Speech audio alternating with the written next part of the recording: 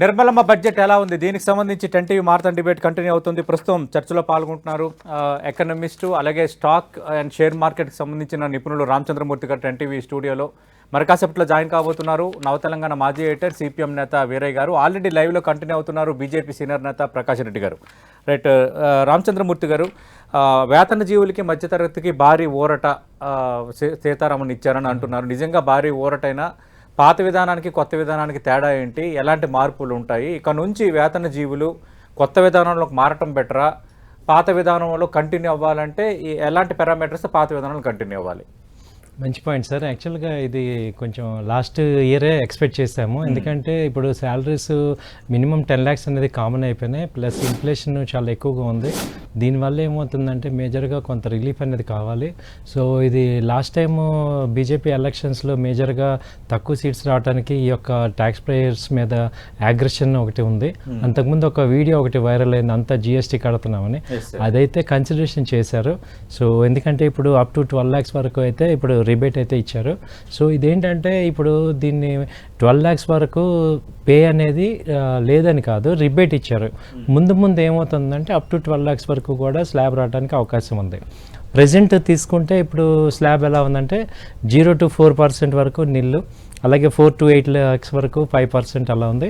అలాగే 8 to 12 lakhs 10%, తర్వాత 12 to 15 15%, 16 to 20 వచ్చి 20%, 20 to 25 25% ఉంది, అబౌవ్ 25 30%. ఇది నార్మల్ స్లాబ్.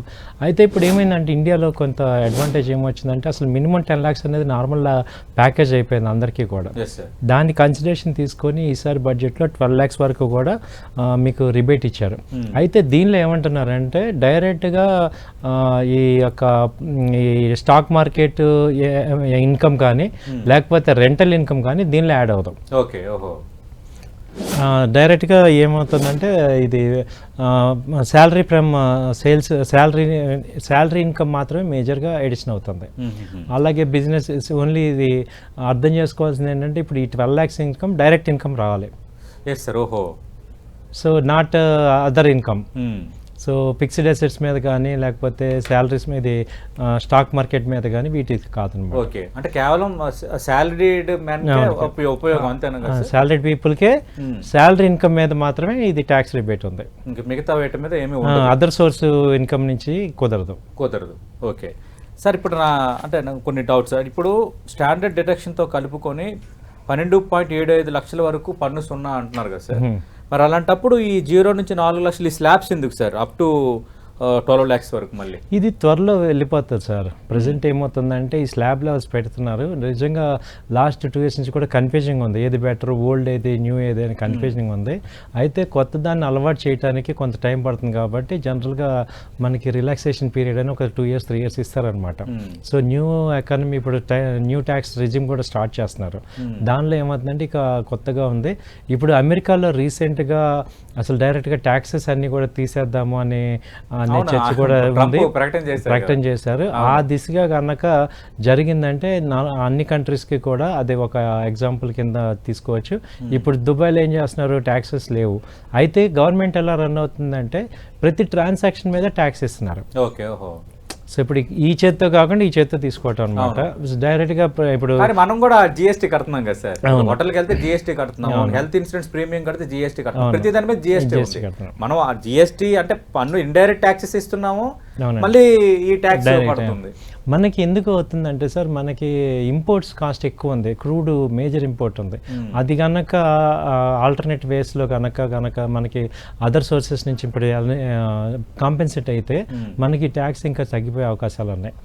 జస్ట్ అదర్ కంట్రీస్కి మనకి మేజర్ డెఫిసిట్ ఈ క్రూడ్ అనమాట. ఓకే, దాన్ని కంట్రోల్ చేయగలిగితే మనం ట్యాక్సెస్ కూడా తగ్గించేస్తారు. సార్ ఇప్పుడు ఈ కొత్త పన్ను విధానంలో, మన పాత పన్ను విధానంలో హౌసింగ్ లోను, తర్వాత స్కూల్ పిల్లల ఫీజు, ఇవన్నీ అంటే 24B, ATC, ATD ఇవన్నీ మనం పెట్టుకుంటాం కదా సార్. మరి ఈ కొత్త పన్ను విధానం అవేం ఉండవు కదా. మరి అలాంటప్పుడు పాత పన్ను విధానం బెటరా, కొత్త పన్ను విధానం బెటరా? ఇప్పుడు పాత దాన్ని పెట్టుకొని మనం ఇక్కడ డిడక్షన్ బెనిఫిట్ క్లెయిమ్ చేసుకుంటాం. ఇప్పుడు మామూలుగా 12 lakhs ఉన్న వాళ్ళకి ఏంటంటే 12 lakhs ఇన్కమ్ క్లియర్ చేసుకుంటే 80K బెనిఫిట్ వస్తుంది. అంటే దాదాపు 85% మనకి బెనిఫిట్ వస్తుంది. అలాగే ఇప్పుడు 18 lakhs ఇన్కమ్ ఉన్న పర్సన్ ఎగ్జాంపుల్గా చెప్పారు ఆవిడ మేడం, 18 lakhs ఉన్న వాళ్ళకి ఏంటంటే 70K బెనిఫిట్ వస్తుంది, అంటే 35% మనకి బెనిఫిట్ వస్తుంది. అలాగే 25 lakhs ఉన్న వాళ్ళందరికీ కూడా 1.1K బెనిఫిట్ అయితే ఉంది, అంటే 25%. అయితే ఇప్పుడు దీన్ని మనం చెప్పేది ఏంటంటే అబౌవ్ 10 lakhs 12 lakhs ఉన్న వాళ్ళందరూ కూడా ఒకసారి మన చార్టెడ్ అకౌంట్స్ని క్లియర్గా కనుక్కొని బెనిఫిట్ తీసుకోవటం బెటర్. చాలా మంది ఏంటంటే మనకు తెలుసు కదా అని చెప్పి తీసుకుంటున్నారు, కానీ కొంచెం ఈ సిస్టమ్ని మనకి నిపుణులు కనుక్కోవడం ద్వారా మనం కొంచెం బెనిఫిట్ అవుతాం. రైట్, అంటే ఇన్ డీటెయిల్ గా రెండు కంపారిజన్ చేసుకుని ఏది బెస్ట్ అనేది మనం కేస్ టు కేస్ రావాలి. ఇప్పటికిప్పుడే బెస్ట్ అని అనలేమండి. ఓకే సార్, ఇప్పుడు 12.75 లక్షల వరకు పన్ను 0 అన్నారు కదా సార్. ఫర్ ఎగ్జాంపుల్ కి ఆదాయం 13 లక్షలు ఉంది అనుకోండి సార్, అప్పుడు ఏం జరుగుతుంది? ఎక్స్ట్రా దానికి బెనిఫిట్ అంటే 12.75 ఏదైతే ఉందో దానికి నిల్ అవుతుంది, అది నెక్స్ట్ వచ్చే ఇన్కమ్ ట్యాక్స్లోకి వస్తుంది. అంటే నెక్స్ట్ ఇన్కమ్ అంటే 25,000 కదా, దానికి ట్యాక్స్ కట్టాలి. అప్పుడు అది అంటే ఏ కేటగిరీలోకి వస్తుంది సార్? ఇప్పుడు అది ఇక్కడ 12 to 15% కేటగిరీకి వస్తుంది. ఇప్పుడు సపోజ్ 12 to 15 అనుకోండి, 15% ఉంది. ఇప్పుడు నాకు 13 lakhs ఉంది శాలరీ, సో 12 lakhs రిబేట్ వస్తుంది. ఇప్పుడు మీకు నిల్ ఇవ్వట్ల రిబేట్ ఇస్తారు, అంటే యాక్చువల్గా కట్టాల్సింది ఇది, మీకు రిబేట్. ఓకే, సో మొత్తం క్లెయిమ్ చేసుకొని ఇంత టోటల్ 25,000 ఎంత కట్టాల్సి రావచ్చు? 15%. ఓహో, 15%. ఓకే, అంటే 25,000లో 15% పేమెంట్ చేయాలి. ఓకే, అదే సార్ క్లారిటీ కోసం అడిగాను. మిగతా అంశాలు కూడా మనం మాట్లాడదాం. ప్రస్తుతం ఫోన్ లైన్లో ఉన్నారు నవ తెలంగాణ మాజీ ఎడిటర్, సిపిఎం సీనియర్ నేత వీరయ్య గారు. వీరయ్య గారు నమస్తే సార్. నమస్తే అండి. వీరయ్య గారు, ఓవరాల్ బడ్జెట్ చూశారు కదా సార్, ఎలా ఉంది? ప్రధానంగా వేతన జీవులకి మధ్యతరగతికి ట్యాక్స్ విధానంలో ఊరటని ఇచ్చాము అని కేంద్ర మంత్రి ప్రకటించారు. మాకు కొంత అది ఆదాయ పరంగా లాస్ అయినప్పటికీ, పన్నుల ఆదాయ పరంగా, బట్ మేము దృష్టిలో పెట్టుకుని నిర్ణయం తీసుకున్నాం అన్నారు. ఇంకా మిగతా నిర్ణయాలపైన మీ పరిశీలన ఏంటి సార్? ఓవరాల్ గా బడ్జెట్ ఎకనామిక్ సర్వే హెచ్చరించిన విషయాలను పెద్దగా పరిగణనలోకి తీసుకున్నట్టు కనిపించట్లేదు. ఎందుకంటే వినియోగం తగ్గింది, ఉపాధి తగ్గింది, ద్రవ్యోల్బణం పెరుగుతోంది, సాంకేతిక పరిజ్ఞానాన్ని సద్వినియోగం చేసుకోలేకపోతున్నాం, అందుకోలేకపోతున్నాం, ఇవన్నీ ఎకనామిక్ సర్వేలో చెప్పారు. ఇక్కడ జరిగింది ఏమిటి? కేవలం ఉద్యోగులకు 12 లక్షల వరకు పన్ను రాయితీ అని ప్రకటించి మొత్తం మిస్మరైజ్ చేసే ప్రయత్నం జరుగుతోంది. ఉద్యోగులకు 12 లక్షల వరకు పన్ను రాయితీ మంచిది, ఉద్యోగులు ఎదురు చూస్తున్నది అది.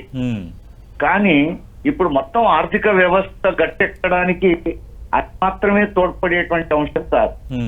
ఎందుకంటే కుడి చేత్తో ఇచ్చి ఎడమ చేత్తో తీసుకునే ప్రయత్నాలు కనపడుతున్నాయి మొత్తం బడ్జెట్ లో. పన్ను రాయితీ పేరుతో మధ్యతరగతికి రాయితీ ఇచ్చినట్టే ఇచ్చి ఇతర అంశాల్లో మళ్ళా వెనక్కి గుంజే ప్రయత్నం. ఉదాహరణకి ఇప్పుడు జిఎస్టీ ఉంది, మన ఇండైరెక్ట్ ట్యాక్సెస్ ఉన్నాయి, అవన్నీ ఇప్పుడు రేపు విపరీతంగా పెంచుతారు. ఎందుకంటే ఇన్ఫ్లేషన్ తగ్గించేందుకు వాళ్ళు ఏం చేయబోతున్నారో చెప్పలేదు ఇందులో. జిఎస్టీ గానీ పరోక్ష పన్నులు గానీ కట్టేది మధ్యతరగతి ఉద్యోగులు, సాధారణ ప్రజలే కదా అవి కట్టేది. అవును. ఇప్పుడు ఓ సబ్బు వాడినా, ఓ పేస్ట్ వాడినా, బట్టలు కొన్నా దాని మీద ఉండేటువంటి పన్ను జిఎస్టీ మరో రకమైన పన్ను. అది కోటీశ్వరుడు కొన్నా ఒక సబ్బే కొంటాడు, నిరుపేద కొన్నా ఒక సబ్బే కొంటాడు. కానీ నిరుపేద ఆదాయానికి ఆ సబ్బు మీద కట్టే పన్నుకి 100 కోట్ల ఆదాయం ఉన్నోడికి ఆ సబ్బు మీద పెట్టే పన్నుకు పోల్చుకుంటే అది ఎవరికి భారం అవుతుంది? పేదలకు భారం అవుతుంది, మధ్యతరగతికి భారం అవుతుంది. మధ్యతరగతి ఒక కారు కొంటాడు, అంబానీ ఒక కారు కొంటాడు, పన్ను సమానమే ఉండొచ్చు, కానీ మధ్యతరగతికి భారం అవుతుంది, అంబానీకి అది లెక్కలేదు కదా, అట్లాంటి 100 కార్లు కొంటాడు. అందుకని పరోక్ష పన్నుల భారం పెంచే ప్రమాదం ఇప్పుడు ఇందులో కనపడుతోంది. ఇటు ప్రత్యక్ష పన్ను రాయితీ ఇచ్చినట్టే ఇచ్చి. Okay sir. తర్వాత రెండోది ఏంటంటే ఇప్పుడు ప్రభుత్వం ఉద్యోగులకు రాయితీ ప్రకటించింది, మరి ఆదాయాన్ని ఎట్లా పూడ్చుకోబోతోంది దాని గురించి మాట్లాడలేదు. ఇప్పుడు మనం చూస్తే అంబానీలు, అదానీలు కట్టే కార్పొరేట్ ట్యాక్స్ కంటే ఉద్యోగులు కట్టే పన్ను ఎక్కువ. ఉద్యోగుల ఆదాయం పన్ను 30%, అంబానీలు అదానీల కార్పొరేట్ ట్యాక్స్ 20%. వాళ్ళ వ్యక్తిగత ఆదాయం పన్ను ఇంకా తక్కువ కడుతున్నారు. అందుకని మరియు 1000 కోట్లకు అధిపతులుగా, లక్షల కోట్లకు అధిపతులుగా ఉన్నోళ్ళకి అంత తక్కువ పన్ను ఎందుకు కొట్టాలి? సాధారణ ఉద్యోగులు ఎక్కువ ఎందుకు కట్టాలి? కాబట్టి వాళ్ళ మీద పన్ను పెంచాల్సిన అవసరం ఉంది, దాని గురించి మాట్లాడలేదు. ఓకే. అట్లనే సంపద పన్ను 2015లో మోడీ ప్రభుత్వం రద్దు చేసి మరి దేశంలో 1% క్రీమిలేయర్ చేతుల్లో 40% సంపద ఉన్నది అని చెప్పి లెక్క తేలేదు. అంత సంపద కేంద్రీకరణ ఎందుకు ఉండాలి? కాబట్టి దాని మీద సంపద పన్ను వేయాలి కదా. ఎందుకు రద్దు చేశారు? ఇప్పుడు సంపద పన్ను వేస్తే కేంద్రానికి ఆదాయం పెరుగుతుంది, ఇంకా పెద్ద బడ్జెట్ పెట్టొచ్చు. ఇప్పుడు బడ్జెట్ సైజ్ ఏమో తగ్గిస్తూ పోతున్నారు.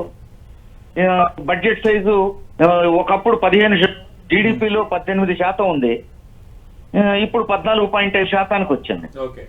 కాబట్టి ఈ ఆదాయం పన్ను అట్లనే ఈ కార్పొరేట్ సంస్థల మీద పెంచే పన్ను పెంచితే, ఈ సంపద పన్ను వేస్తే, అట్లనే ఈ వారసత్వపు పన్ను 33% వేస్తే మంచి ఆదాయం వస్తుందని పికెట్టి లాంటి వాడు నోబెల్ బహుమతి గ్రహీత చెప్పాడు.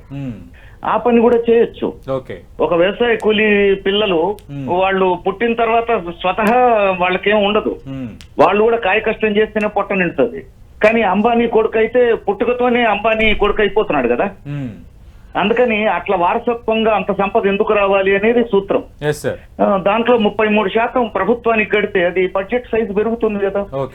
దానివల్ల పేదలకు, మధ్యతరగతికి ఇంకా రాయితీలు ఇవ్వచ్చు కదా అనేది పాయింట్. అట్లాగే ఉద్యోగాల భర్తీ గురించి మాట్లాడలేదు, ఎందుకంటే ఉపాధి గురించి చెప్పింది ఎకనామిక్ సర్వే. ప్రభుత్వ ఉద్యోగాలు, పబ్లిక్ సెక్టర్ ఉద్యోగాల భర్తీ గురించి మాట్లాడలేదు. ఉపాధి హామీ నిధుల పెంపు ఏమీ లేదు. మొత్తం జీడిపితో వేరే గారు మీరు లైన్లోనే ఉండండి. ప్రకాష్ రెడ్డి గారు అంటే ప్రత్యక్ష పన్నుల విషయంలో ఊరటనిచ్చి పరోక్ష పన్నుల విషయంలో ఇప్పుడు భారం మోపబోతున్నారు. మరి ఆదాయాన్ని, లాస్ అవుతున్న ఆదాయాన్ని ప్రత్యక్ష పన్నుల ద్వారా ఇచ్చిన ఈ ఊరట ద్వారా లాస్ అవుతున్న ఆదాయాన్ని ఏ విధంగా భర్తీ చేసుకుంటామో చెప్పలేదు. ఇది వేరే గారు లేవనెత్తున్న అంశం. రెండు మరి విజయ్ గారు పెద్దలు చాలా సందర్భాల్లో సరే మమ్మల్ని మెచ్చుకుంటారు, అయితే ఈ బడ్జెట్ ను రేషనల్ గా క్రిటిసైజ్ చేస్తారని నేను రేషనల్ గా మాట్లాడతారు అనుకోను. వారు కమ్యూనిస్టు భావజాలంతో కాబట్టి కమ్యూనిస్టు కోణంలోనే మాట్లాడతారు. సరే అంతవరకు వారు చెప్పండి ప్రజలు వింటారు. బట్ ఇప్పుడు గత 10 సంవత్సరాల కంటే ముందు, జిఎస్టీ రాకంటే ముందు ఉన్నటువంటి అంటే డెఫిసిట్ అంటారు, బడ్జెట్ డెఫిసిట్ ని పన్నులు డైరెక్ట్, ఇండైరెక్ట్ ట్యాక్స్ లో వచ్చే పన్నుల నష్టాన్ని డైరెక్ట్ ట్యాక్స్లలో పెంచుతారనేటువంటిది అది పోయింది సార్. ఇప్పుడు జిఎస్టీ అనేటువంటిది వచ్చిన తర్వాత, జిఎస్టీ కౌన్సిల్ లో అన్ని రాష్ట్రాల ముఖ్యమంత్రులు ఉన్న తర్వాత, జిఎస్టీ కౌన్సిల్ లో ఏ ధర పెరిగినా, ఏ ఇండైరెక్ట్ ట్యాక్స్ లో ఏది పెంచినా అది రాష్ట్రాలకు, రాష్ట్ర ప్రభుత్వం, రాష్ట్ర ముఖ్యమంత్రుల అధినేతల యొక్క పర్మిషన్ అవసరం. అట్ ది సేమ్ టైం మళ్ళీ వాళ్ళు అన్ని వస్తువులకు ఆటోమేటిక్ గా రాష్ట్రాలకు కూడా పన్నుల వాటా పెరుగుతుంది. కాబట్టి జిఎస్టీ కౌన్సిల్ వచ్చిన తర్వాత ఆ ఇండైరెక్ట్ టాక్సెస్ పెంచే అవకాశం లేదు సార్. అయితే దీంట్లో ఏంటంటే మనం ఆలోచించాల్సింది ఏంటంటే 4% ఏదైతే మన డెఫిసిట్ చూపిస్తున్నారో, ఫైనాన్షియల్ డెఫిసిట్ 4% ఎట్లా పెంచుకుంటారు అనేది ఇప్పుడు ఇన్కమ్ ట్యాక్స్ తగ్గిన తర్వాత ఇప్పుడు చూపించారు సార్ ఎంత మనకు బడ్జెట్ అనేది. ఇప్పుడు కొత్త ఇన్కమ్ ట్యాక్స్ స్లాబ్ లోంచి చూపించారు. బడ్జెట్ ఎస్టిమేషన్స్ వేరు, ఫైనల్ గా బడ్జెట్ యాక్చువల్ ఇన్కమ్ ఎక్స్పెండిచర్ వేరు అవుతుంది. అయితే మనకు పెరుగుతున్న ఆదాయాలు, పెరగబోతున్న ఆదాయాలు, ప్రజల కొనుగోలు శక్తి, ఆ పెరిగినటువంటి దాంట్లో ఇన్కమ్ ట్యాక్స్ లో పెరగవచ్చు కదా. మనం ఎక్కడ లిమిట్ చేసే అవసరం లేదు. ప్రజలకు ఇన్కమ్ ఆదాయ పన్ను పెరిగినప్పుడు దాంట్లో కూడా ట్యాక్స్ పెరుగుతూ ఉంటుంది, పై ఆదాయాల యొక్క ట్యాక్స్ పెరిగినప్పుడు. అదేవిధంగా జిఎస్టీ కూడా కొనుగోలు శక్తి పెరిగితే ప్రభుత్వానికి పరోక్షంగా డబ్బులు వచ్చేస్తూనే ఉంటాయి కదా.